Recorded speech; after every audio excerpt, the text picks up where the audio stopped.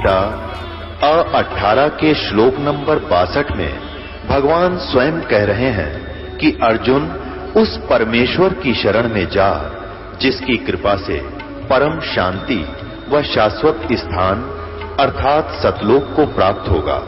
वो परमेश्वर कौन है, कहां है, कैसा है, जानने के लिए कृपया अवश्य सुनिए जगत गुरु तत्वदर्शी संत रामपाल जी महाराज के अमृत वचन। दर्शकों, परमात्मा हर कष्ट को दूर कर विषाक्त रोग को काटकर हमारी रक्षा कर सकते हैं।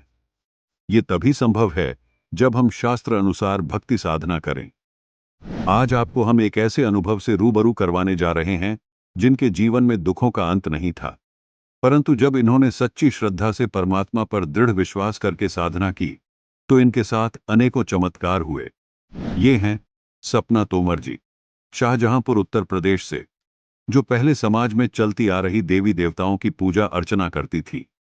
पर तब इनके ऊपर पहाड़ सा टूट पड़ा जब इनको पता चला कि इनके पति को ब्लड कैंसर हो गया। लेकिन जैसे ही इन्होंने जगत गुरु तत्वदर्शी संत रामपाल जी महाराज जी से प्राप्त शास्त्र अनुकूल भक्ति की तो इनका जीवन बदल गया। यहां तक कि डॉक्टर्स ने भी जवाब दे दिया था, परंतु परमात्मा कबीर साहिब जी ने इन्हें बिल्कुल स्वस्थ कर दिया, जिसे देख डॉक्टर्स भी हैरान थे। अब आप स्वयं सुने सपना तोमर जी के साथ हुए अद्भुत चमत्कार। नमस्कार जी। हाँ जी सर साहिब जी। क्या नाम है जी आपका? मेरा नाम सपना तोमर है। कहाँ से आए हैं आप? मैं शाहजहांपुर यूपी से हूँ। बहन जी, संत रामपाल जी महाराज की शरण में आप कब आए? मैं जी 13 अप्रैल 2014 में सदगुरु रामपाल जी महाराज जी की शरण में आई थी। संत रामपाल जी महाराज से नाम दीक्षा लेने से पहले आप क्या भक्ति साधनाएं करती थीं? मैं साधना जैसे ब्रह्मा विष्णु महेश दुर्गा माता और इन्हीं की पूजा करती थी। संत रामपाल जी महाराज की शरण में आने का क्या कारण बना, कैसे आना हुआ? मैं सदगुरु रामपाल जी महाराज जी की शरण में ऐसे आई कि मेरे पापा जी ने 2013 में नामदान लिया था और वो टीवी पे सत्संग देखते थे गुरु जी का। तो उनको जब गुरु जी संत रामपाल जी महाराज गीता, कुरान और गुरु ग्रंथ साहिब और बाइबल जब खोल के दिखाते थे प्रमाण सहित, तो मेरे पापा जी ने जब देखा कि ये तो गीता का सब वर्णन बता रहे हैं कि इसमें ब्रह्मा विष्णु महेश के से भी ऊपर कोई भक्ति है, ओम तत्सत से ऊपर, तो मेरे पापा ने ये ज्ञान समझ के और दीक्षा फिर लेनी चाहिए। उन्होंने मुझे बताया कि बेटा संत रामपाल जी महाराज पूर्ण परमात्मा हैं, कबीर परमात्मा का अवतार है, उनसे दीक्षा ले लो। तो मैंने एक दिन ये सोचा कि पापा आप ले लो दीक्षा 2013 में, और मैं उस टाइम एमए फाइनल कर रही थी। तो मैंने कहा पापा मैं 2014 में लूँगी और अभी मुझे 1 साल मौज मस्ती करनी है। मैं 1 साल बाद खुद अपने आप अपनी इच्छा से अपनी खुशी से उनकी शरण में चली जाऊँगी। तो 2014 13 अप्रैल की बात है, मैं सदगुरु रामपाल जी महाराज जी की शरण में हिसार बरवाला आश्रम में जाके मैंने उनसे दीक्षा प्राप्त की। बहन जी, संत रामपाल जी महाराज से नाम दीक्षा लेने के बाद आपको क्या लाभ प्राप्त हुए? हाँ जी, मुझे काफ़ी लाभ हुए। मेरे जो हस्बैंड हैं उनको जैसे कि पथरी की प्रॉब्लम थी, 1 साल से 2 साल से वो पथरी की उनको दिक्कत थी, ये थी, और फिर पाइल्स की प्रॉब्लम शुरू हो गई। डॉक्टर के वहाँ अल्ट्रासाउंड करवाया तो उनको 5 mm की उनको पथरी बताया डॉक्टर ने कि ये हैवी हो गई है और इसका इलाज करवाओ, ऑपरेशन करवाओ। तो डॉक्टर ने बोला कि ऑपरेशन होगा, तो उन्होंने ऑपरेशन नहीं करवाया। फिर संत रामपाल जी महाराज जी से मैंने प्रार्थना लगाई और परमात्मा ने उनकी पथरी ऐसे गायब कर दी जैसे पथरी थी ही नहीं उनको कभी, और ये लाभ हुआ। फिर उसके बाद में कुछ टाइम बाद 2-3 महीने बाद उनको पाइल्स की प्रॉब्लम हो गई, बवासीर की। तो एक संत रामपाल जी महाराज जी से जुड़े भगत जी हैं, तो उन्होंने बोला कि मैं देसी दवाई जानता हूँ, कुछ दूंगा और देखो उससे कुछ आराम मिल जाए। तो वो दवाई जो थी वो लेकर आए और लाने के बाद में उनको दी, लेकिन उससे कुछ खास फ़ायदा नहीं फिर भी मिला। वो बैठ भी नहीं पाते थे, उठ भी नहीं पाते थे, चल भी नहीं पाते थे, उन्हें पकड़ के ले जाना पड़ता था। और उनको मतलब वॉशरूम ले जाने में भी दिक्कत होती थी और बड़ी प्रॉब्लम से गुजर रहे थे। लेकिन संत रामपाल जी महाराज से मैंने प्रार्थना लगाई कि परमात्मा ऐसे ऐसे मेरे हस्बैंड को दिक्कत है, वो आप ही परमात्मा दया करना। तो गुरु जी ने बोला कि संत रामपाल जी महाराज जी ने बोला कि हाँ परमात्मा दया करेंगे, आप भक्ति करो। तो फिर कुछ टाइम बाद 2-3 महीने बाद उनको आराम होने लगा और आज वो टाइम है 1 साल हो गया है। अब वो पाइल्स की प्रॉब्लम से भी उनको छुटकारा मिल गया है। उनको छुटकारा संत रामपाल जी के महाराज का आशीर्वाद मिला, उन्होंने भक्ति करी, उनके जो मंत्र जाप थे उनमें इतनी शक्ति थी कि वो उच्चारण करने के बाद में उनको शारीरिक लाभ मिलने लगा। और उसके बाद में एक बहुत बड़ा संत रामपाल जी महाराज ने ये लाभ दिया मेरे हस्बैंड को कि वो उनको एक बार क्या हुआ कि डेंगू हो गया था। तो हम दिल्ली में जीटीबी हॉस्पिटल है, हम वहाँ पे उनको एडमिट करवाया। और ये 2018 की बात है, 23 अक्टूबर की। और उससे 1 महीने पहले ही मेरी बेटी हुई थी, 23 सितंबर 2018 को। तो मेरी बेटी हुई थी, घर में सब खुश थे, अच्छा लग रहा था कि चलो परमात्मा संत रामपाल जी महाराज की दया से आज हमारे घर में एक बेटी है। और उसके 1 महीने बाद ही हमारे हस्बैंड की डेंगू उनको हो गया, तो उनको रेफ़र करा जीटीबी में। वहाँ 2 दिन एडमिट रहे। उनका खास ट्रीटमेंट वो सरकारी हॉस्पिटल में नहीं हो पाया, इस वजह से उनकी हालत और ख़राब होती चली गई। तो मेरे ससुराल वालों ने बोला कि ऐसा है कि तू जो जब से घर में आई है तब से तू भक्ति कर रही, तब से मेरे बेटे को आए दिन ये बीमारियाँ घेरे पड़ी हैं और तेरी वजह से ऐसे ऐसे हो रहा है। तो मैं संत रामपाल जी महाराज जी के आगे रोने लगी। मैं कह रही नहीं परमात्मा, आज ये लोग ऐसे बोल रहे हैं, इन्हें नहीं पता ये परमात्मा ही आए हैं, लेकिन परमात्मा मेरी परीक्षा ले रहे हैं कि मैं कहीं डगमगा ना जाऊँ। आज मैं परमात्मा कहते हैं ना कि अगर श्रद्धा है और विश्वास है तो परमात्मा वो खरे उतरेंगे उस पर। तो परमात्मा ने क्या करा कि वहाँ से उनको हटा के स्टीफन में हम लोग ने एडमिट करवा दिया। तो वहाँ पे उनकी प्लेटलेट्स नहीं बढ़ रही थी, उनको बहुत सारे ट्रीटमेंट दिए गए देसी और वैसे भी उनको फ़ायदा नहीं हुआ। फिर क्या हुआ कि एक दिन मैं उनसे हॉस्पिटल मिलने गई अपने बच्चे के साथ में, बेटी के साथ में। तो मैंने उनको संत रामपाल जी महाराज जी जो हम लोग को अमृत जल देते हैं, तो वो अमृत मैंने उनके मुंह में डाला। जब उनको इतना मतलब ब्लड कैंसर इतना बढ़ गया था अंदर कि उनका मुंह नहीं खुलता था, मुंह भी बंद हो गया था, ऐसे दोनों दांत ऐसे आपस में टकराते थे, बंद हो गया था। तो फिर उनकी एक उंगली भी मुंह में नहीं जाती थी। वो मुझे बता रहे थे, वो बोल भी नहीं पा रहे थे, मुझसे बात नहीं कर पा रहे थे। तो मैंने संत रामपाल जी महाराज जी का दिया हुआ अमृत जल उनके मुँह में डाला, तो कुछ ही क्षण बाद उनका मुँह इतना खुलने लगा, यानी कि वो मुझसे बात करने लगे। तो मुझे वहाँ एकदम से रोना आ गया कि परमात्मा आप, मुझे तो विश्वास है लेकिन मैं अपने ससुराल वालों को कैसे विश्वास दिलाऊं कि इतनी बड़ा चमत्कार परमात्मा कर सकते हैं। आज देखो, अब वो बोलने लगे मेरे हस्बैंड। फिर उनका वहाँ ब्लड कैंसर, उनकी रीढ़ की हड्डी का पानी निकाला गया। तो उन डॉक्टरों ने बोला कि रीढ़ का हड्डी का पानी निकाला, तो टेस्ट के लिए गया, बोले इनको तो ब्लड कैंसर है। अब ब्लड कैंसर सुन के सबके मतलब होश उड़ गए कि अब तो मेरा लड़का नहीं बचेगा। लेकिन मुझे विश्वास था संत रामपाल जी महाराज पे कि परमात्मा सत्संग में ये बताते हैं कि जो स्त्री सद्गुरु रामपाल जी महाराज की पूर्ण परमात्मा की जो भक्ति करती है वो कभी विधवा नहीं होती। और जो माता पिता पूर्ण परमात्मा की भक्ति करते हैं, सद्भक्ति करते हैं, उनके सामने उनके बच्चों की मौत नहीं होती। तो मुझे विश्वास था, मुझे उनकी वो बात याद आ गई। मैंने कहा कुछ भी हो जाए मेरे सामने मतलब मेरे पति नहीं जाएंगे। फिर क्या हुआ कि उनका वहाँ वो 1.5 महीने एडमिट रहे स्टीफन में। फिर उनको रेफ़र कर दिया रोहिणी में संजय गांधी हॉस्पिटल में। फिर उनका वहाँ ट्रीटमेंट चला ब्लड कैंसर का ट्रीटमेंट चलते चलते उनको काफ़ी टाइम हो गया, कम से कम हमारे घर में 15-16 लाख रुपए उन्हीं के इलाज में ख़त्म हो गए। और मेरी एक छोटी बेटी थी, मैं भी दुखी थी कि परमात्मा ने आज, संत रामपाल जी महाराज ने आज बेटी भी दी और उसके बाद में हमारे हस्बैंड की ऐसी तबीयत खराब हो गई। फिर भी मुझे विश्वास था कोई नहीं, आज मेरी फैमिली इधर उधर हो गई, एक दिन फिर हम एक होंगे और परमात्मा की भक्ति करेंगे और हम लोग को लाभ होगा। फिर उसके बाद में फिर उनको डॉक्टर ने बोला कि ठीक है अब आपका, फिर संत रामपाल जी महाराज की शरण मैंने प्रार्थना लगाई।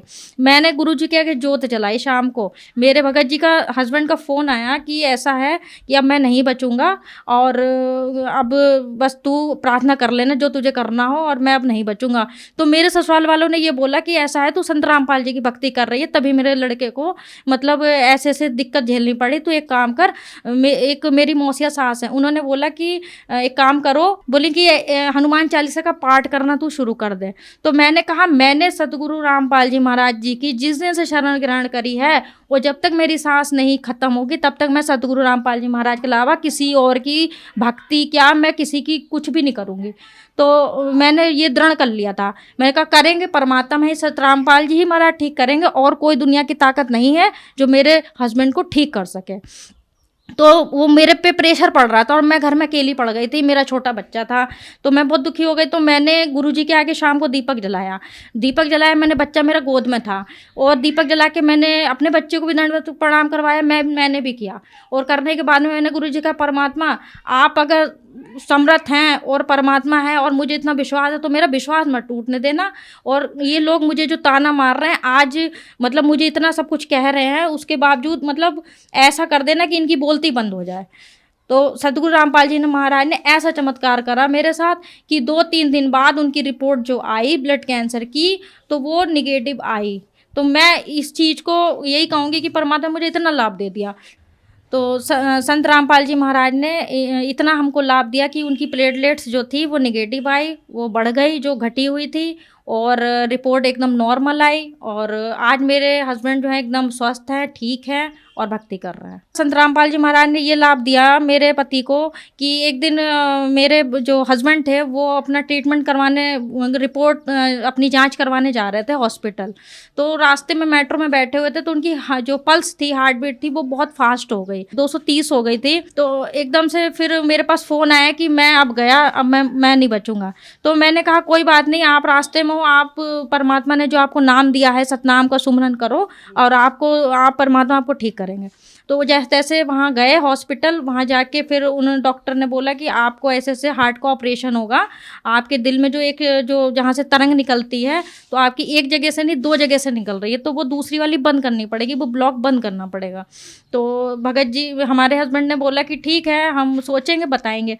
फिर वो घर आए, डिस्कस करा, तो मैंने कहा ठीक है, जब वो कह रहे हैं तो करवा लीजिए। दिक्कत ज़्यादा थी उस टाइम। फिर वो क्या नाम, गुड़गांव मेदांता हॉस्पिटल है, फिर वहाँ पे जाके उन्होंने डॉक्टर से परामर्श ली, डिस्कस करा, और फिर वो एडमिट हुए। उसके बाद में उनका हार्ट का ऑपरेशन हुआ। तो संत रामपाल जी महाराज ने, मतलब उनका जो हार्ट का ऑपरेशन हुआ, फिर वो ठीक हो गए। तो संत रामपाल जी महाराज ने मुझे इतने लाभ दिए कि जिसका मैं गुणगान नहीं कर सकती। हाँ, एक बात और बताऊंगी, संत रामपाल जी महाराज ने हम लोग को दोबारा जीवन दान दिया, मेरे पूरे परिवार को, मेरे पति को और मुझे, मतलब सब कुछ आज अच्छा है मेरे घर में।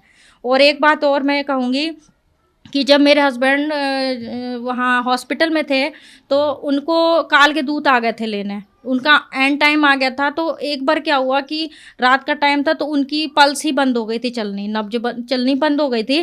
तो फिर पूरे हॉस्पिटल में कोहराम मच गया कि अब मतलब बहुत परेशान हो गए, और मेरे भगत जी को भी नहीं पता चला ये हुआ क्या।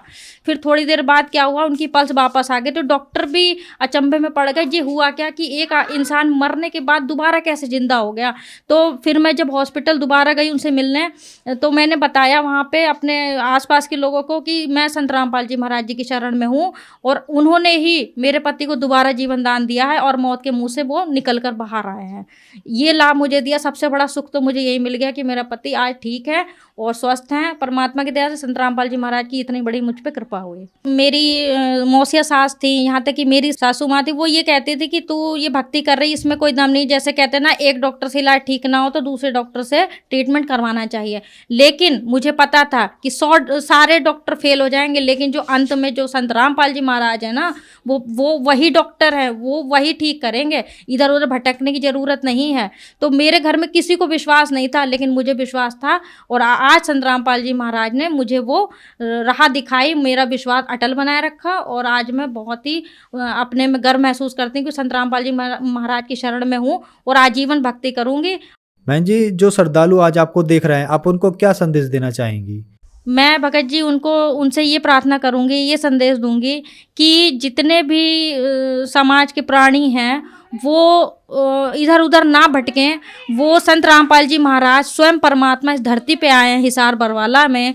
वो हमारी गीता, कुरान, गुरु ग्रंथ साहिब और बाइबल वो खोल के दिखाते, प्रमाणित सहित वो शास्त्र अनुकूल भक्ति बताते हैं, साधना बताते हैं।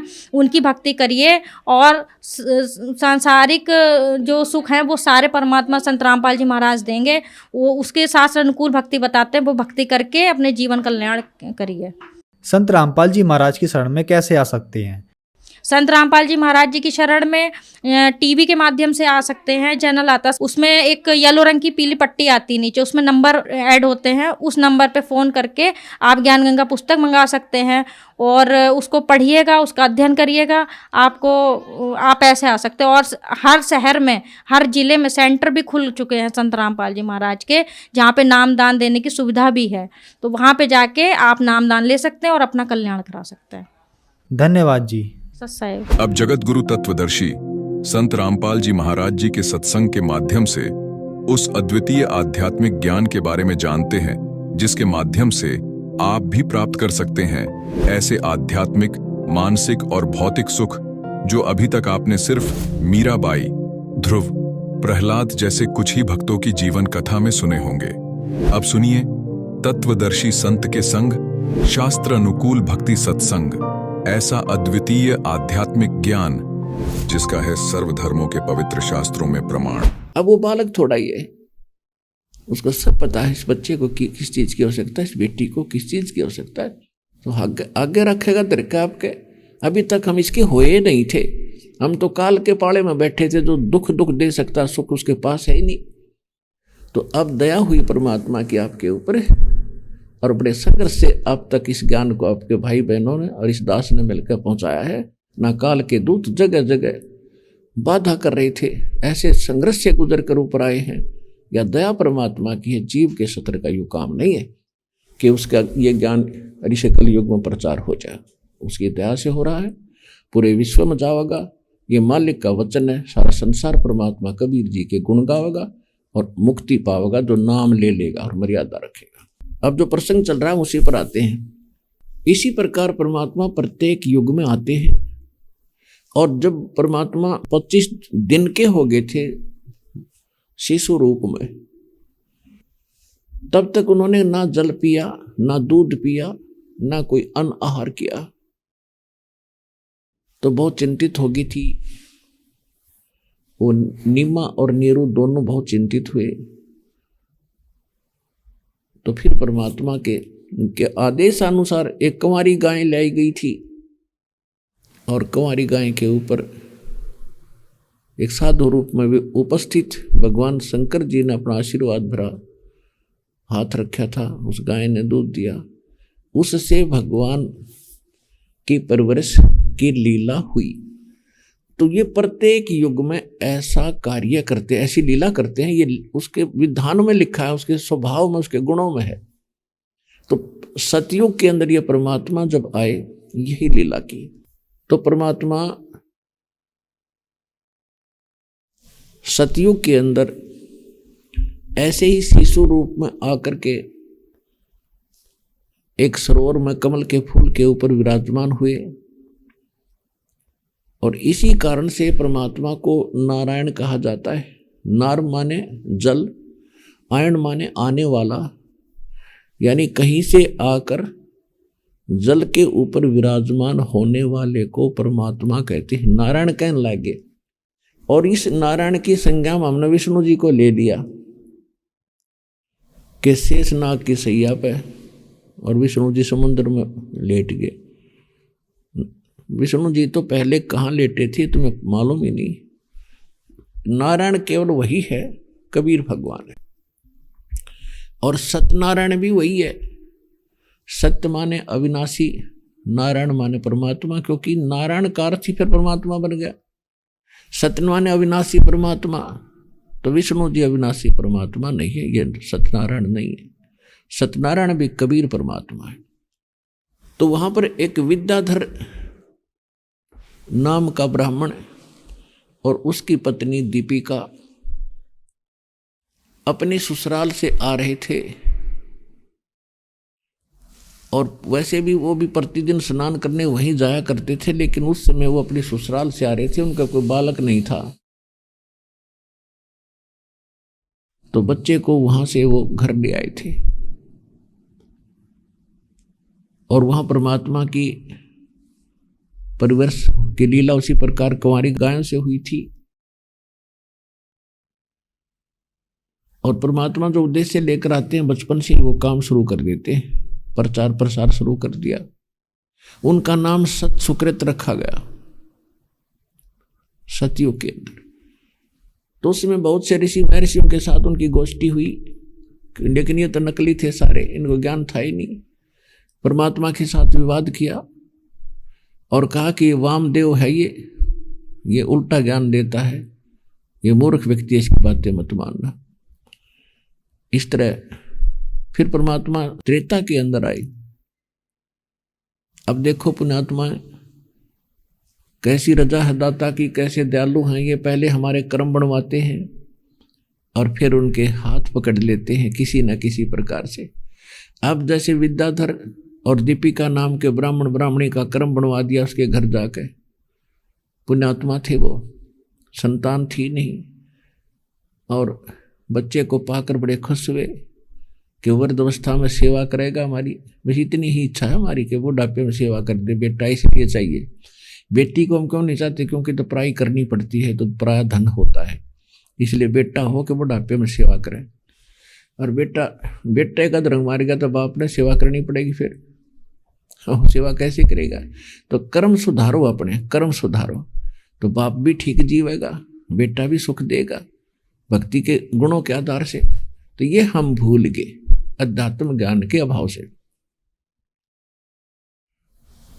तो अगले त्रेता युग में वही जो विद्याधर ब्राह्मण था वो वेदविद ब्राह्मण बना, वेदविज।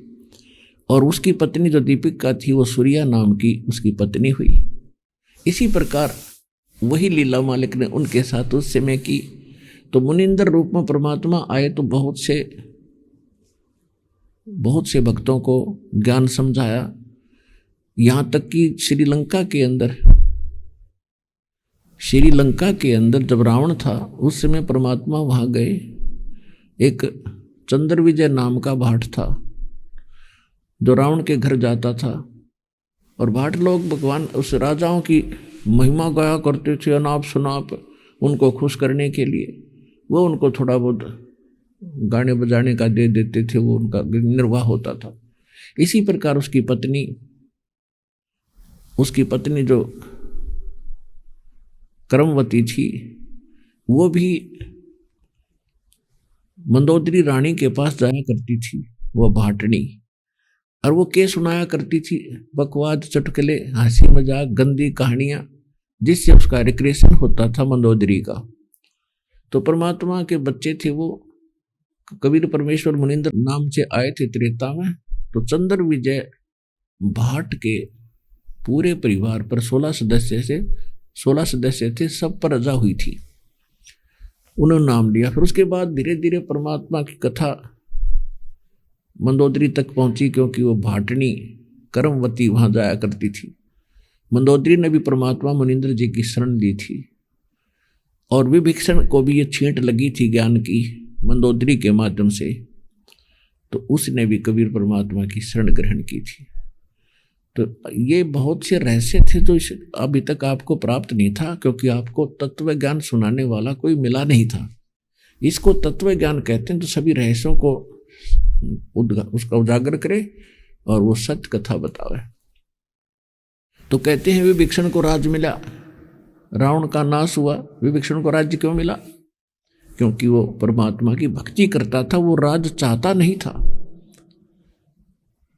लेकिन उस नगरी के अंदर नेक आदमी एक का था, और नेक वही हो सकता जो परमात्मा से डरने वाला हो, जिसको अध्यात्म ज्ञान हो।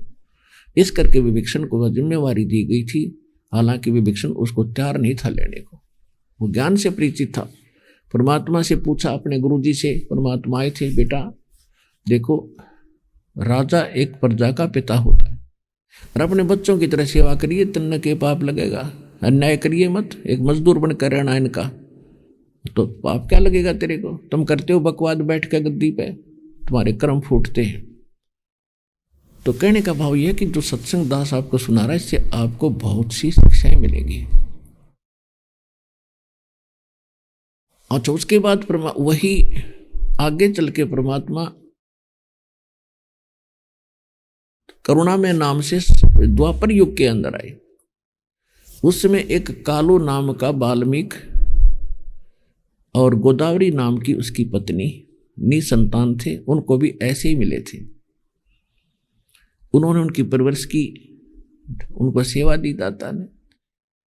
तो इसी प्रकार उनका एक शिष्य हुआ सुदर्शन, वो भी वाल्मीकि था। और एक गंगेश्वर नाम का ब्राह्मण था, उसका पुत्र गणेश था। वो गणेश पुण्यकर्मी प्राणी था। द्वापर में करुणा में नाम से आए थे परमात्मा। करुणा में के ज्ञान को सुनकर गणा प्रभावित हुआ और उनका शिष्य हुआ।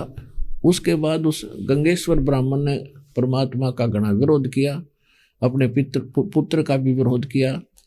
और वही जो गंगेश्वर नाम का ब्राह्मण था, कलयुग के अंदर वो शेख तकी हुआ। और जो आज आपको कथा सुनाने जा रहा है दास, कि जो जन मेरी शरण है ताका हूँ मैं दास, गेल गेल लाग्या फिरूं जब तक धरती आकाश। अब ये रामानंद ब्राह्मण कलयुग में वही विद्याधर वाली आत्मा थी जो सतयुग में परमात्मा जिनको मिले थे। कलयुग त्रेता युग में भी वही वेदविज ब्राह्मण बने और फिर वो आकर के कलयुग में वही रामानंद ब्राह्मण बने। उनके लिए परमात्मा ने क्या लीला की, उनको गुरु धारण किया, उनकी आंखें खोली, सतलोक दिखाया, उनका कल्याण किया। अब जो कालू और गोदावरी थी, जिसका द्वापर युग में परमात्मा जिनके घर आए थे, ये वाल्मीकि थे। और यही आगे चल के सम्मन और नेकी बने, सम्मन और नेकी। और जो गंगेश्वर ब्राह्मण का जो पुत्र था गणेश, वो उनकी पुत्र के रूप में शिव रूप में आया। अब परमात्मा कहते हैं जो जन मेरी शरण है ताका हूं मैं दास, और गेल गेल लाग्या फिरूं जब तक धरती आकाश। तो पुण्यात्माओं, अब हमारे साथ क्या समस्या रही कि हम विद्वान नहीं थे, ज्ञान नहीं था हमारे को, और परमात्मा को हम परमात्मा नहीं पहचान सके, नहीं मान सके। हमारे अंदर एक ज्ञान ऐसे ढंग का भर रखा है, हम पूजते विष्णु जी को, मूर्ति विष्णु जी की रखते थे और भगवान को निराकार मानते थे। हमारे बुद्धि का सतर नहीं था अध्यात्म मार्ग में, अटपट का ज्ञान था। तो इसी प्रकार परमात्मा जब सम्मन और नेकी को शरण में लिया, उनके लिए कारण बनाया, ज्ञान सुना, नाम लिया, और सेऊ उनके पुत्र ने भी नाम ले लिया। जिसमें सेऊ 10-11 वर्ष का था, उधर से परमात्मा ने 2 बच्चे जीवित किए थे। कमाल नाम का लड़का, जो घर वालों ने अंतिम संस्कार करके जल प्रवाह कर दिया था, और शेख तकी जो सिकंदर लोधी का धार्मिक गुरु था। आपको बता, द्वापर में वो गंगेश्वर ब्राह्मण था। तो उसने अपने पिछले दुश्मनी के आधार से उसके अंदर वो प्रेरणा बनी हुई थी और काल से प्रेरित था। उसने परमात्मा से ईर्ष्यावश कहा था कि मैं कबीर को जब मानूंगा ये कुछ शक्ति युक्त है, इस मुर्दे को जीवित कर दे, किसी मुर्दे को। तो वो परमात्मा ने कमाल नाम का जो बच्चा था वो जीवित किया और उसको अपने बच्चे के रूप में अपने साथ रखा। परमात्मा का अपना कोई बालक नहीं था।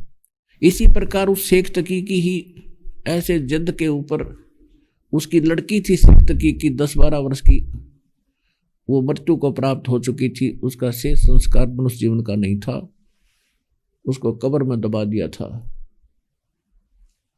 तो परमात्मा से उसने जिद की थी कि मैं जब मानूंगा इसको, ये भगवान है कि इस लड़की को जीवित कर दे। परमात्मा ने वो कई दिन की मरी हुई लड़की को कब्र फुड़वा कर जीवित कर दिया था। लड़की ने अपने पिता के साथ जाने से मना कर दिया कि अब मुझे अपना असली पिता मिल गया, मैं इनके साथ रहूंगी। तो परमात्मा के घर दो माता पिता थे, 2 ये बालक ऐसे थे, और इस परिवार का पोषण वो करके दिखाया करते थे कि कलयुग में मेरे की तरह मजदूरी करके गुजारा कर लेना, यहाँ ज़्यादा बकवाद की आवश्यकता नहीं है, घने धन की आवश्यकता नहीं है। और ठीक आपके संस्कार में आपको प्राप्त है, क्योंकि कलयुग है, इसमें आपको वो सुविधाएं की आवश्यकता है, ज़रूरत है जो, तो वो भी आपको मिली रहेंगी। लेकिन एक्स्ट्रा अपनी तरफ से घड़ी बकवाद करके इकट्ठे करने की चेष्टा ना करना। मुझसे कोई छुपा नहीं है, परमात्मा कहते हैं मेरे से कोई छुपा नहीं है। आपको किस चीज़ की आवश्यकता है वो आपको अवश्य दूंगा। पुण्यात्माओं, आप विश्वास करना, ये भगवान है और भगवान क्या नहीं कर सकता। आप छोटे मोटे संतों के चमत्कार सुनते थे हम कि गोरखनाथ जी ने एक बार एक छोटी सी पहाड़ी थी, उसको सोना बना दिया। अरे भगवान आपके लिए क्या नहीं कर देगा यदि आप भगवान मानते हो। और ये गोरखनाथ जैसे तो भगवान की भक्ति करके, उसके मजदूरी करके थोड़ा बहुत धन भक्ति का इकट्ठा कर लिया, लोगों को चमत्कार दिखा दिया, आप खाली हो गए। ये तो समर्थ है, इसका कोई अंत नहीं, वार पार नहीं इसकी शक्ति का। आप जिसकी शरण में आ चुके हो तो आपके लिए क्या नहीं कर देगा। लेकिन आपका इतना विश्वास से ना बनता, ज्ञान के अभाव से समाज के अंदर रहते हो, ऐसे समाज में रहते हो कि वहाँ ये बात का जिक्र भी नहीं है, तो यहीं ये बातें बताई जाती हैं। वहाँ जाकर दूसरे लोग मिलते हैं, कहते ऐसे कैसे हो सकता है। तो इतने दृढ़ बालक आप भी नहीं बने हो अभी कि उनको उनकी बातों का असर ना हो, थोड़ा बहुत आपका असर हो जाता है। इसलिए आपको रह कर यहाँ बुलाया जाता, ताकि हम फिर आपके अंदर अपना ज्ञान घना भर दें और वो नाला फिर समावे नहीं आपके अंदर, इसलिए आपको बुलाया जाता है। तो जब आपके ये दृढ़ता आ जाएगी, फिर देखना इस माल्य के कदम कदम पर देखना शक्ति, कदम रखोगे जब इन्हें पता चलेगा यहाँ भगवान खड़े थे, ना तो आज मेरा नाश हो गया था। ऐसी ताकत है परमात्मा कबीर जी की। अब क्या हुआ, कमाल को जीवित किया भगवान ने, अपने पुत्र की तरह पाला। हम किसे नीच हैं, यह कथा भी आपको इसमें ज्ञान सुनने से मिलेगी। अब कमाल को अपने साथ रखा, अपने बेटे की तरह पाला पोसा। अब भगवान के साथ सुनकर वो ज्ञान जो मालिक बताते थे वो उसने भी याद हो गया। यहाँ छोटे छोटे बच्चों से पूछ ले, एक छोटी सी लड़की है, वो बोलन भी ढंग से ना लगी थी, माता पिता ने उसको इस ज्ञान से ऐसा रंग दिया। उससे पूछते हैं कि बेटी शंकर का दादा कौन है, कबीर था। अब शंकर का दादा तुम्हारा बालक बता दे छोटा है कौन है, आज तक इन ब्राह्मणों को नहीं पता था। तो कहने का भाव ये है कि इसी प्रकार वो कमाल परमात्मा के ज्ञान को सुनकर और याद हो गया उसके, और संगत में बैठकर अपनी न्यारी खिचड़ी पकाने लग गया। क्यों, युवा बालक था, अच्छी सुरीली आवाज थी, ज्ञान मालिक का वाणी आत्मा को छू जाती है। कहीं चर्चा कर लो तो वो मूर्ख संगत, मूर्ख भक्त हम, परमात्मा को कम और उस नकली को ज्यादा चाण लगे। उसके पास ज्ञान तो था पर समाधान तो नहीं था।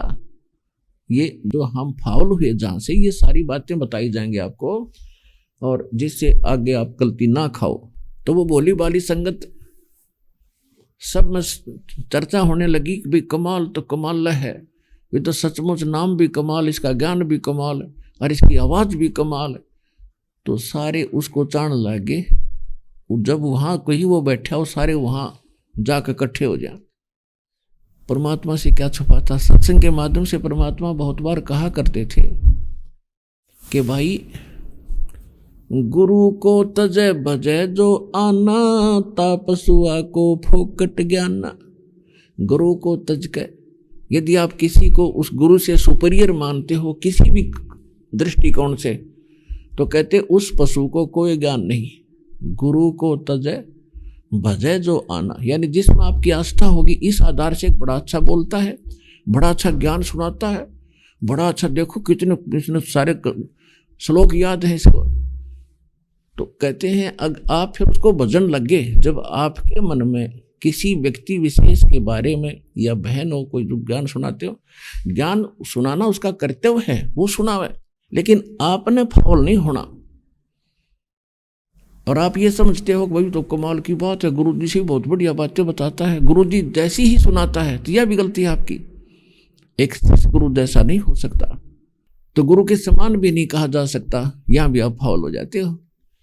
परमात्मा ने बहुत समझाया, लेकिन हम तो ऊपर वो यही गलती हम वहां करके आए थे। परमात्मा हमें समझाया करते थे कि ज्योति निरंजन पर आसक्त मत हो, ये तुम्हें कुछ नहीं देगा दुख के सिवाय। हम ऊपर से तो सावधान हो गए, ठीक है, अंदर से कसक गई नहीं, जिस कारण से हम यहां भटक रहे हैं। और यही कारण परमात्मा वहां बना हमारे साथ। बहुत से भक्त ऐसे बर्बाद हुए, उसको हृदय से जान लागे कमाल को। और ऊपर से दिखा मैं गुरु जी को दंडवत आस्था उसमें। एक दिन परमात्मा ने उसको धमका दिया, कहने लगा रे मूर्ख, अपना नाश करेगा, इनको लेकर डूबेगा, तो क्यों ज्यादा बकवास क्या करता है? क्योंकि वो भूल गया फिर। और वो शिष्य उसके शिष्य में परमात्मा ने उसको सुना दिया, वो बेइज्जती मान गया। और परमात्मा को छोड़ के वो गधा कि तो दूर जाकर जहां उसके प्रशंसक ज्यादा थे गांव नगर में, वहां रहने लग गया। वहां उन भक्तों ने उसके लिए एक आश्रम बना दिया, जो परमात्मा की संगत से उसके साथ लगे रहने, और परमात्मा से उनका कनेक्शन कट गया। अपने आत्माओं, जैसे आप यहाँ किसी ने 1 वर्ष 2 वर्ष 6 महीने जैसी भी सेवा की है, तो उससे आपके पुण्य बन गए। अब जैसे किसी ने 1 वर्ष, किसी ने 2 वर्ष 6 महीने जो भी साधना की है, वो आपके पुण्य बन गए। जैसे जितनी देर आपने मोबाइल चार्जिंग पर ला दिया 10 मिनट 20 मिनट, तो उतना चार्ज वो हो गया, और फिर चार्जर हटा दिया तो जितनी देर का चार्ज हुआ इतना तो वो काम करेगा, फिर वो फ्यूज हो जाएगा।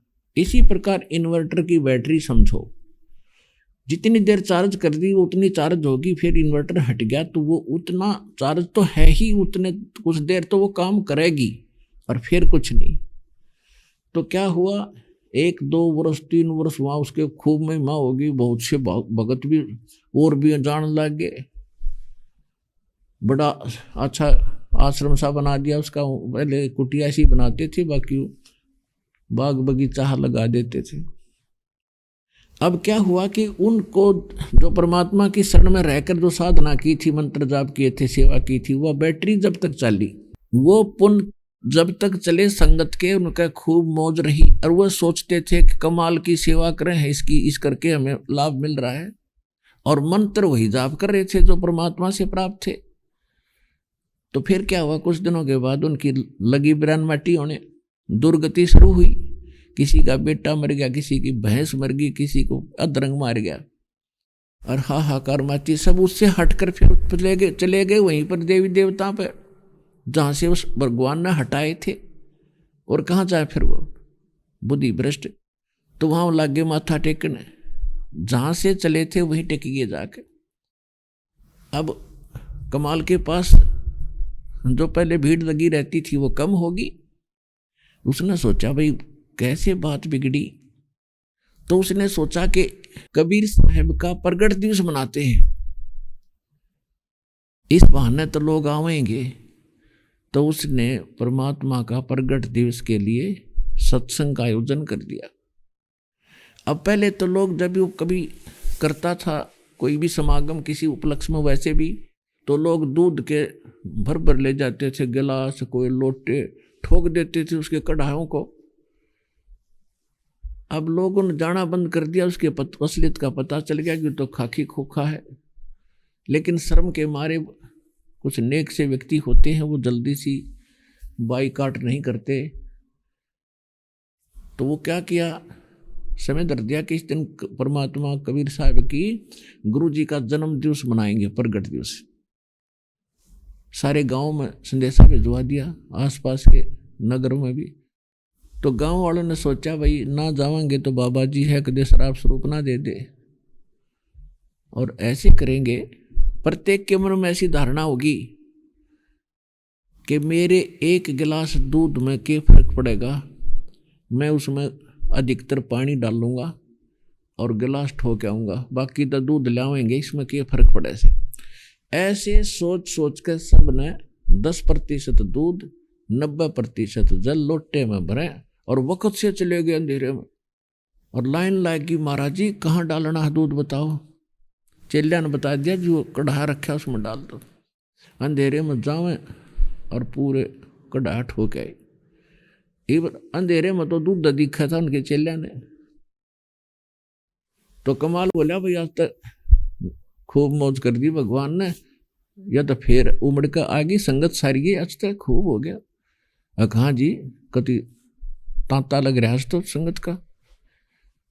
सुबह कहने लगा लिया बनाओ खीर। फिर खीर बनाने के लिए चले गए, इतने सुबह हो गया थोड़ा सा, उसमें देखा सारा पानी सफेद सफेद, सारे का सफेद पानी, दूध नहीं था उसमें।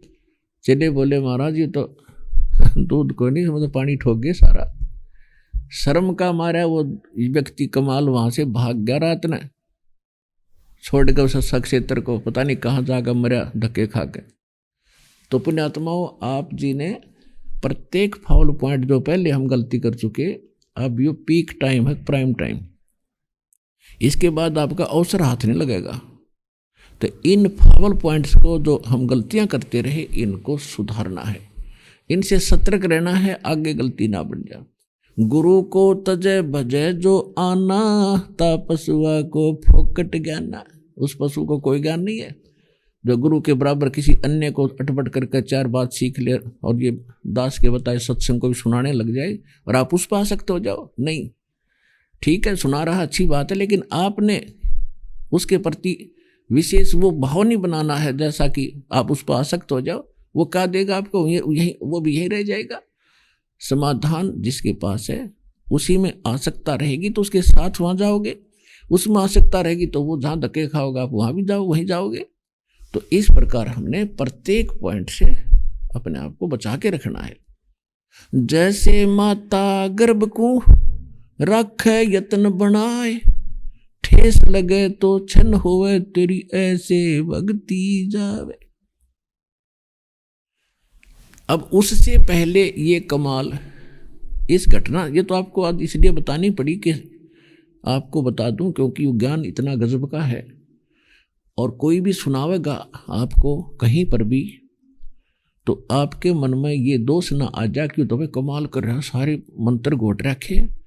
वो तो अच्छी बात है क्योंकि रेफरेंस बताए बिना तो ज्ञान समझ मावा के ऊपर आप भी सारे बच्चे भी ने भी घोट रखा हो, लेकिन आपके मन में उसके प्रति वो अन्य भाव नहीं होना चाहिए। एक भक्त है, बढ़िया बात है, इसने सत्संग सुन रखा है और अच्छी तरह बता रहा है, समझाएगा भक्तों को, और अपने गुरु से के अतिरिक्त या उसके गुरु जी के तुल्य भी नहीं कहना, मन में भी नहीं आना चाहिए, तो फिर भी मार खा जाओगे। क्योंकि परमात्मा से हम विमुख हुए इसी कारण से, और वही कारण फिर कमाल के साथ हुआ था। तो कहने का भाव यह है कि कमाल उससे पहले परमात्मा के साथ रहता था।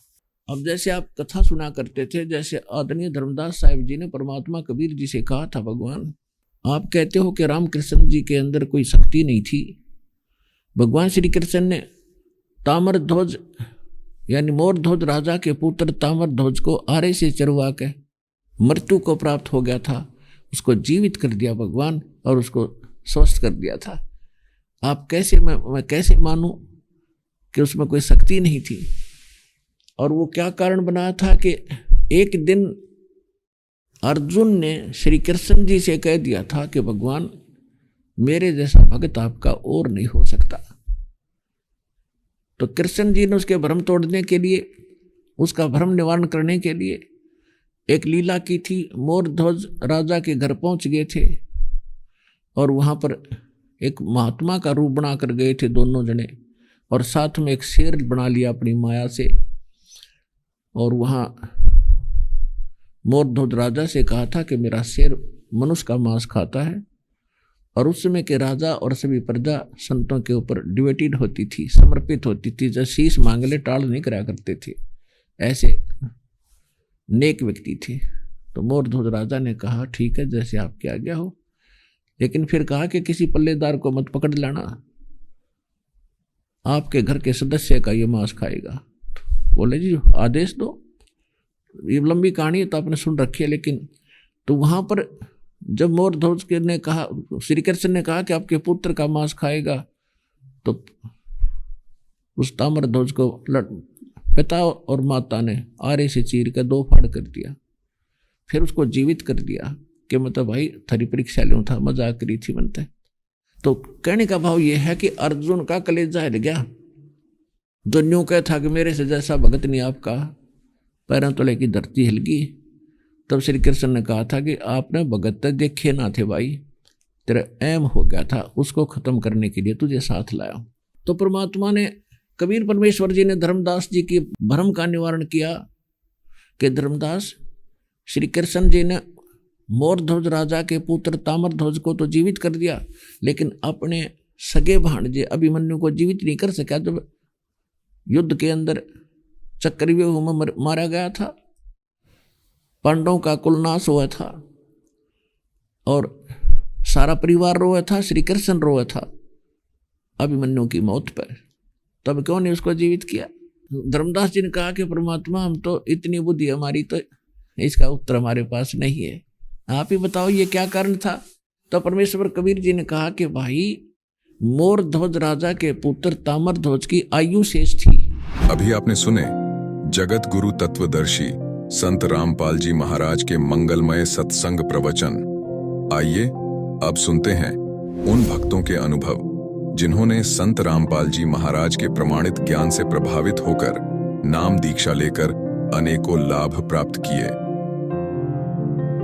दर्शकों, जिस स्थान पर लोग रहते हैं वहां के लोक देवता की पूजा साधना करना एक प्राचीन परंपरा है जो आज भी जारी है। पर सवाल यहां यह खड़ा हो जाता है कि जब लोगों को इन लोक देवताओं की पूजा साधना करते हुए भी दुख कष्टों का सामना करना पड़ता है, तो ये हालात शास्त्र विरुद्ध भक्ति साधना के नतीजे को दर्शाते हैं। आज हम आपको एक ऐसे व्यक्ति की ये जीवन यात्रा से रूबरू करवाने जा रहे हैं जो लोक देवता रामदेव जी महाराज को पूजते थे और साथ ही साथ इनका परिवार 40 वर्ष से राधा स्वामी ब्यास से जुड़ा हुआ था। पर इन सभी भक्ति साधनाओं को करते करते कब इनके ऊपर दुखों का पहाड़ टूट पड़ा, इन्हें पता भी नहीं चला। परिवार में सभी किसी न किसी बीमारी से ग्रस्त हो गए और पत्नी के अंदर भूत प्रवेश होने लगे। इसी बीच इन्हें संत रामपाल जी महाराज जी के सत्संग प्रवचन सुनने को मिले। संत रामपाल जी के शुभ आशीर्वाद से इनकी पत्नी की प्रेत बाधा ठीक हुई और बेटे का शारीरिक कष्ट दूर हुआ। सिर्फ यही नहीं, बल्कि कार एक्सीडेंट में भी इनकी जीवन रक्षा हुई और अनेकों लाभ मिले। अब आप स्वयं सुनिए भूरा राम जी की दुखमय जीवन से खुशहाल जीवन जीने की कहानी। सर नमस्कार। नमस्कार। क्या नाम है आपका? भूराराम पवार। भूराराम जी, कहाँ से आए हो आप? मैं जिला श्री गंगानगर राजस्थान से। सर क्या काम करते हैं आप? जी मैं मेडिकल कंपनी में मेडिकल रिप्रेजेंटेटिव हूँ। सर संत रामपाल जी महाराज जी से जुड़ने से पहले आप क्या भक्ति साधना करते थे? संत रामपाल जी महाराज से जुड़ने से पहले मैं लोक देवता रामदेव जी महाराज की पूजा करता था और हमारे घर में मंदिर था। उसके अलावा हम जो इसके साथ साथ राधा स्वामी में हमारे जो परिवार वाले हैं वो उनके साथ साथ मैं राधा स्वामी में व्यास भी जाता था जी। कितने साल तक आप राधा स्वामी व्यास में आपने भक्ति की? हम 40 साल से हमारा परिवार जो है वो राधा स्वामी की भक्ति के साथ साथ हम जो इस सालासर जाना, अजमेर साहब जाना और जो हमारे घर में रामदेव जी का मंदिर था वहाँ पे भी पूजा पाठ करने, व्रत भी मैं करता था जी। काफ़ी सारे खूब सारे व्रत किए मैंने। सोमवार के मैं व्रत करता था, बृहस्पतिवार के भी व्रत करता था। इन साधनाओं के साथ साथ राधा स्वामी के वहाँ भी जाते थे हम। सर जब आप तरह तरह की साधना कर रहे थे लोक देवताओं की, तो सर संत रामपाल जी महाराज जी से जुड़ने के पीछे का क्या कारण रहा आपका? संत रामपाल जी महाराज से जुड़ने का मुख्य कारण यह था कि उन जो भक्ति हम कर रहे थे उनसे हमें नुकसान होते जा रहे थे। इसके साथ साथ हम गरीबी, हमारे ऊपर कर्जा होता जा रहा था। हमारा जो परिवार है जो वो बीमारियों से ग्रसित होता जा रहा था। मेरी पत्नी में भूतों का प्रवेश होता जा रहा था। एक भूत नहीं, उसके अनेक भूत मेरी धर्मपत्नी के जो है जकड़े हुए थे। इसके साथ साथ मेरे बेटे की मिर्गे की दौरे आने शुरू हो गए और मैं खुद बीमारियों से ग्रसित होता जा रहा था जी। इस कारण मुझे वो भक्ति छोड़नी पड़ी। सर संत रामपाल जी महाराज जी के बारे में आपको कैसे पता चला? देखिए जी, मैं एक सेल्स में मेडिकल लाइन में सर्विस करता हूं, इसलिए हमारे काफ़ी पुराने दोस्त हैं। तो मेरे संगरिया के अंदर पवन जी का मेडिकल स्टोर है, तो हम दवाइयां बेचने के लिए वहां पर अक्सर जाया करते थे। उनके साथ फ्रेंडशिप सर्किल भी था। तो हम एक दिन वहां पे दवाइयां बेचने गए तो वहां पे संत रामपाल जी महाराज का सत्संग चल रहा था और उस दौरान सभी हमने ये भी सुन रखा था कि गुरु बनाना बहुत जरूरी होता है, और हम लोग वेद के साथ ऐसे ही करी कराई भक्ति में डटे हुए थे। तो इसके दौरान हमारे इनसे ज्ञान चर्चा हुई। लेकिन गुरु तो आपके परिवार ने बना रखा था, आप 40 साल से राधा स्वामी पंथ में जा रहे थे। राधा स्वामी में बनाने के बावजूद भी मुझे वो चीज कहीं हजम नहीं हो रही थी, क्योंकि उनका एक चीज मैं और देखता था कि उनके जो अनुयायी हैं वो जब सत्संग वगैरह सुनते हैं तो वो एक अजीब तरह की हरकत करते हैं, और कोई एकदम से नीचे गिर जाता है। एक बार मैं सत्संग उनका देख रहा था तो एक अनुयायी के गिरने से चोट भी लग गई थी। तो वो मेरे को एकदम से अंदर से ये ऐसा हो गया कि नहीं, ये भक्ति कोई ठीक नहीं है। भूत प्रेत की समस्या वहां पे उनके अनुयायियों में भी थी। हाँ जी, हाँ जी, वो उनके अनुयायियों में भूत प्रेतों का ऐसा कोई होता है, और कुछ लोग जो है कुछ अजीब तरह की भी हरकतें करते हैं जी। तो क्या हुआ? उसके बाद में मुझे वो संत रामपाल जी महाराज के अनुयायी हैं, उनसे ज्ञान चर्चा हुई, बातचीत हुई, और इस दौरान मुझे गुरु धारण करना था। और मैं इतने दुखी होते हुए भी मेरे पास कोई ऑप्शन नहीं था, कोई दूसरा कोई रास्ता नहीं था कि मैं राधा स्वामी के अलावा भी किसी के पास जाऊं। तो फिर उनसे मुझे ज्ञान गंगा नाम की पुस्तक मिली, संत रामपाल जी महाराज की कुछ डीवीडियां मुझे दी गई, तो वो हमने पढ़ा उनको, और उसके बाद में वो डीवीडियां वगैरह देखी, और फिर जाके हमने निर्णय किया कि संत रामपाल जी महाराज पूर्ण गुरु हैं, पूर्ण संत हैं, और उनकी शरण हमें ग्रहण करनी चाहिए। सर, देखा जाता है कि जैसे कि आप मेडिकल फील्ड से बिलोंग करते हैं, आपके पास खासा अनुभव है मेडिकल फील्ड का। लोगों को कोई भी समस्या होती है तो वो डॉक्टर के पास जाते हैं। उनका मानना है कि गुरुओं के पास अंधश्रद्धा वाले लोग जाते हैं। तो सर, आपका इसके बारे में क्या मानना है कि आप संत रामपाल जी महाराज जी के पास या फिर अन्य गुरुओं के पास क्यों गए? देखिए जी, मेडिकल लाइन से जब हर जगह बंदा हार जाता है तो कहीं न कहीं डॉक्टर भी अगर अपना ऑपरेशन शुरू करते हैं तो वो परमात्मा को याद करते हैं। जब ये साइंस का जब ज्ञान खत्म हो जाता है, साइंस की रेंज बाहर खत्म हो जाती है, तब वहां से सिर्फ और सिर्फ परमात्मा का ही एक रास्ता नजर आता है। साइंस से आगे की लाइन को परमात्मा की विधि से और अन्य जो लाभ हैं वो परमात्मा ही दे सकते हैं जी। ऐसा नहीं है कि साइंस के पास हर बीमारी का इलाज है। साइंस के पास कुछ बीमारियां, बहुत सारी बीमारियां जो है लाइलाज हैं, और परमात्मा के पास संत रामपाल जी महाराज के लाखों अनुयायियों जो है वो सही हुए हैं। कैंसर जैसी भयानक से भयानक बीमारी, एड्स जैसी बीमारी संत रामपाल जी महाराज के अनुयायियों की ठीक हुई है। सर, आप संत रामपाल जी महाराज जी से कब जुड़े? जी, 17 मार्च 2012 को जी। सर, आप मेडिकल फील्ड से बिलोंग करते हैं, अभी आपने बीमारियों के बारे में बताया। सर, हम आपसे जानना चाहेंगे कि संत रामपाल जी महाराज जी से नाम दीक्षा लेने के बाद सर आपके ऐसे कौन से असाध्य रोग ठीक हुए हैं, हम आपसे जानना चाहेंगे, हमारे दर्शकों को बताना चाहेंगे। देखिए जी, संत रामपाल जी महाराज से नाम लेने के बाद में सबसे पहले मुझे खुद जीवन दान मिला। एक पदमपुर से लेकर गंगानगर के लिए नई रोड बन रही थी, तो उस दौरान मैं जीप में सवार होकर अपनी ड्यूटी पे जा रहा था। सुबह का समय था और मैंने संत रामपाल जी महाराज की सत्संग का लीड लगा रखा था, और अचानक गाड़ी के अगले टायर में टायर फट गया और गाड़ी जो है बहुत बड़े ऊंचे एक पत्थरों के ढेर पे चढ़ गई, और गाड़ी ने एकदम से पलटा लगा दिया और गाड़ी घसीटते हुए ऐसी मतलब उस गाड़ी की हालत हो गई कि इसमें किसी एक बंदे का भी बचना मुश्किल था। और उसी जगह से, वो चुनावट की जगह थी गंगानगर और पदमपुर के बीच में, तो वहां पे मुझे एक खरोंच तक नहीं आई। और मैं सत्संग सुन रहा था, सभी लोग ऐसे उठ के जब देखा सभी लोगों ने कि ये एकदम से ये क्या हो रहा है, तो मैंने भी देखा। मैंने कहा ये क्या हो गया भाई साहब, क्या? तो वो खुद ड्राइवर बोल रहा है कि भाई साहब गाड़ी की हालत देखो ना, आप यहाँ पे एक्सीडेंट हो गया, आपको पता ही नहीं लगा। तो मैंने उनसे प्रार्थना की कि मैं तो संत रामपाल जी महाराज का सत्संग सुन रहा था। तो सभी अनुयायियों ने संत रामपाल जी महाराज की प्रशंसा की कि आज आपके गुरु ने हम सभी को बचा लिया। सबसे पहला जीवन दान मुझे खुद को मिला। उसके बाद में मेरी धर्मपत्नी भूतों की चपेट में थी। वो धर्मपत्नी के भूत लगे हुए थे काफी सारे, एक नहीं है। उसको हमने काफी जगह से झाड़ फूंक करवाया, अन्य जगहों से हमने काफी दवाइयां भी दिलवाई, लेकिन दवाइयों का कोई असर नहीं हो रहा था। कोई झाड़ फूंक वाले एक गेसिंगपुर नाम की एक जगह है, वहां पे एक शमशान घाट में एक बाबा इलाज करते हैं, उनसे भी हमने इलाज करवाया और अन्य झाड़ फूंक भी करवाए, लेकिन किसी तरीके से वो ठीक नहीं हुई। सर, आप खुद पढ़े लिखे हैं, मेडिकल फील्ड से बिलोंग करते हैं, आपने इस बीमारी का इलाज डॉक्टर से नहीं करवाया? डॉक्टरों से इलाज करवाया, लेकिन डॉक्टर तो बिल्कुल हार चुके थे कि इसको कोई बीमारी नहीं है, ना इसके कोई बीपी की दिक्कत है, ना शुगर की दिक्कत है, ना इसके हार्ट ठीक से काम कर रहा है, इसका बीपी भी नॉर्मल है, पल्स रेट बिल्कुल नॉर्मल है, लेकिन ये बेहोश पता नहीं कैसे हो जाती है, उनके कोई समझ में नहीं आ रहा था सर। तो उस दौरान संत रामपाल जी महाराज जी से धर्मपत्नी ने उपदेश लिया। उपदेश लेने के बाद में धर्मपत्नी को वो भूतों का जो साया था, वो भूतों का साया दूर हो गया और आज वो सहर्ष अपना बड़ा बढ़िया अपना जीवन यापन कर रही है। इसके साथ साथ मेरे बच्चे को मिर्गी के दौरे आते थे और दिल्ली हॉस्पिटल, शिशु हॉस्पिटल में डॉक्टर गुप्ता हैं, बहुत बड़े हॉस्पिटल है श्री गंगानगर का, तो वहां पे उसका मिर्गी के दौरे आते थे। दौरे के दौरान उसका इलाज करवाया, लेकिन वो बिल्कुल कहीं से भी सही नहीं हो रहा था। संत रामपाल जी महाराज से उपदेश लेने के बाद में उसके मिर्गी के दौरे बंद हो गए और मेरे खुद के मतलब L4 और L5 डिस्क के 2 पॉइंट हिल गए थे।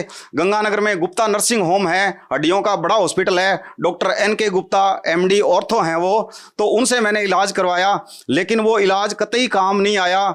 और अन्य जगह से भी मैंने काफ़ी जगह से इलाज करवाया। डॉक्टर ये बोल रहे हैं कि आपको कम से कम 1 साल का बेड रेस्ट करना पड़ेगा, अदरवाइज आप अगर उठ के कहीं थोड़ा बहुत भी जाते हो तो आपके ये L4 और L5 कभी भी सेट नहीं हो सकते। तो संत रामपाल जी महाराज जी से जैसे मैंने प्रार्थना लगवाई तो उसके तुरंत बाद मुझे बिल्कुल कोई तकलीफ ना होते हुए भी मैं बिल्कुल ठीक हो गया जी, तुरंत प्रभाव से। इसके साथ साथ मेरी एक भतीजी है मंजू नाम से, जब हमने उसका रिश्ता कोई जगह किया हुआ था तो हमने प्रार्थना लगाई संत रामपाल जी महाराज के यहाँ के हमने रिश्ता कर दिया है जी, बच्ची की शादी करेंगे। तो जब संत रामपाल जी महाराज ने उस रिश्ते के लिए मना कर दिया कि बेटे आप उस रिश्ते को आप तोड़ दो, उनको मना कर दो, तो हमने उनके आदेशानुसार, संत रामपाल जी महाराज के आदेशानुसार उस रिश्ते को मना कर दिया। और आप यकीन नहीं करेंगे, मैं बड़े विश्वास के साथ आपको कह रहा हूं कि 1 महीने के बाद में उसी लड़के का मेन हाईवे के ऊपर इतना भयंकर एक्सीडेंट हुआ कि उसके ऊपर 30 चक्का जो ट्रोला था वो उस लड़के के ऊपर से निकल गया और लड़के को ऐसे मतलब किसी हालत में उसकी हड्डियां सारी चकनाचूर हो गई और वो लड़का बिल्कुल खत्म हो गया। संत रामपाल जी महाराज के कहे अनुसार हमने वो रिश्ता हटाकर किसी दूसरी जगह रिश्ता कर दिया। आज वो लड़की बिल्कुल सहर्ष अपना जीवन यापन कर रही है और संत रामपाल जी महाराज जी की दया से आज उसके एक बेटा है। और संत रामपाल जी महाराज को आम इंसान मानने वाले लोगों को मैं कहना चाहता हूं कि उनके कहने से हमने वो रिश्ता हटा करके दूसरी जगह किया तो हमारे को एक बहुत बड़ी दुर्घटना से हमारे को संत रामपाल जी महाराज ने बचाया, क्योंकि वो हमारे सिर के ऊपर ऐसा एक बहुत बड़ा दुख का पहाड़ टूट पड़ता अगर हम वो रिश्ता कर लेते। तो मैं ये सभी को ये बताना चाहता हूं कि संत रामपाल जी महाराज पूर्ण परमात्मा है और भगवान का ही रूप है। और इसके अलावा जैसे मैंने संत रामपाल जी महाराज के यहाँ प्रार्थना लगाई थी कि मेरी जो जॉब थी वो मेरे घर से 700 किलोमीटर दूर चूरू से बहुत आगे डीप इंटीरियर में कर दी गई थी। तो मैंने संत रामपाल जी महाराज के वहाँ सत्संग में गए हुए थे, तो उस दौरान मैंने संत रामपाल जी महाराज से प्रार्थना लगाई कि गुरुदेव आप कृपा करो। संत रामपाल जी महाराज ने जैसे आशीर्वाद दिया कि बेटे परमात्मा दया करेंगे, तो संत रामपाल जी महाराज के आशीर्वाद मात्र से ही जैसे मैं वहाँ से बरवाड़ा से लेकर वापस गंगानगर पहुँचने से पहले ही मेरे पास बठिंडा के पास फ़ोन आया उसी पुरानी कंपनी का कि भाई साहब आप जो है श्री गंगानगर ज्वाइन करना चाहते हो क्या। तो मेरा संत रामपाल जी महाराज जी की दया से तुरंत प्रभाव से बिना कोई देरी किए हुए मेरे को घर भी नहीं पहुंचने दिया, उससे पहले मेरा होम टाउन श्री गंगानगर में मेरा ट्रांसफर कर दिया गया कंपनी की तरफ से। ये भी बहुत बड़ा लाभ मिला जी मुझे। सर, संत रामपाल जी महाराज जी से कोई जुड़ना चाहता है तो उनसे कैसे जुड़ सकता है? देखिए जी, आजकल इंटरनेट का जमाना है, आप हर आज आदमी के पास इंटरनेट उपलब्ध है। आप सभी लोग जो है इंटरनेट पे www.jagatguru.org पे जाइए, वहाँ पर सभी जानकारियाँ उपलब्ध हैं। संत रामपाल जी महाराज द्वारा लिखित सभी पुस्तकें हर जगह आपको उपलब्ध हो जाएंगी। इनकी विभिन्न पुस्तकें जैसे ज्ञान गंगा, जीने की राह, भक्ति से भगवान तक, और काफ़ी चैनलों पे, अंतर्राष्ट्रीय चैनलों पे इनका सत्संग आता है, वो सत्संग देखिए, इनके साइट पे जाइए, जानकारी इकट्ठी कीजिए और आपको वहाँ पे कॉन्टैक्ट नंबर मिल जाएंगे। उपदेश लेकर संत रामपाल जी महाराज जी से आप जुड़ सकते हैं। जी धन्यवाद। धन्यवाद साहब।